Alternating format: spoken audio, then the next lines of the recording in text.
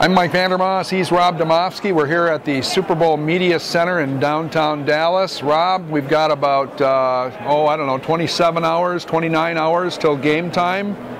No, we don't. My math. Wait a second. God. I was like, but the game's tomorrow? 24, 48. We should have rolled on that. And 6. 54 hours. I was like, well, I got a lot of work to do in the next 24 hours. Oh, yeah. I'm Mike Vandermause. He's Rob Demovsky. We're here at the Super Bowl Media Center in downtown Dallas. Rob, we got about 2 days until game time. Are you ready? No, I've got a lot of work to do between now and then, thanks to some boss of mine. So no, I thought you could ready. Just kick back until game time. Wow. No days off for the sports department. All right, Rob, well, let's get right to it. I got 3 topics for you. Number 1 is the Packers injury situation. Donald Driver, Eric Walden. What do you think with those two? Driver's going to play, there's no question. I mean, it would take a lot to keep him out of this game. The question that you had with him is he had that quad injury earlier in the year, missed the Dallas game, I believe, and even the game right before that, he was not very effective. So if it's as serious as that one, they could have a problem there. Eric Walden, I think, is a big problem. He was unable to practice in the team stuff yesterday because the ankle swelled up on him. I think it's a bad sign. I think we'll know the status report later, but my guess is he's going to be listed as questionable.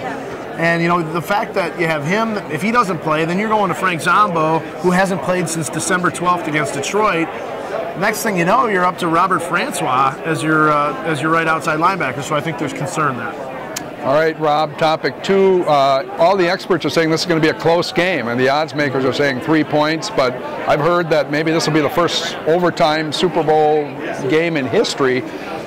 Having said that, the Packers' performance in close games a little shaky. What's your assessment of that? Going through it yesterday, Mike, and using the standard of 6 points or less or overtime games, the Packers have won 6 of those games. They're like 6-15 the last 3 years. In those games, the Steelers have won 6 of those games this year.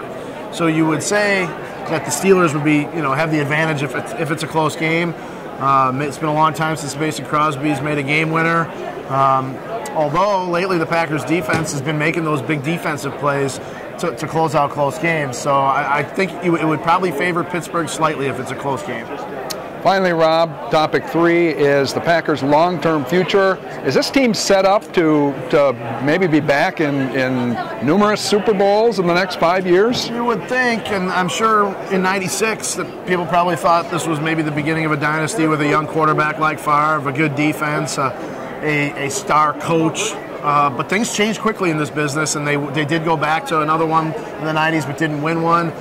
So it would appear that they are, but I can't sit here and say for sure I think that they're going to be back in 2 more of these in the next 5 years. It's a hard game to get to, and it's an even harder game to win. All right. Well, that's Rob. I'm Mike. We're out.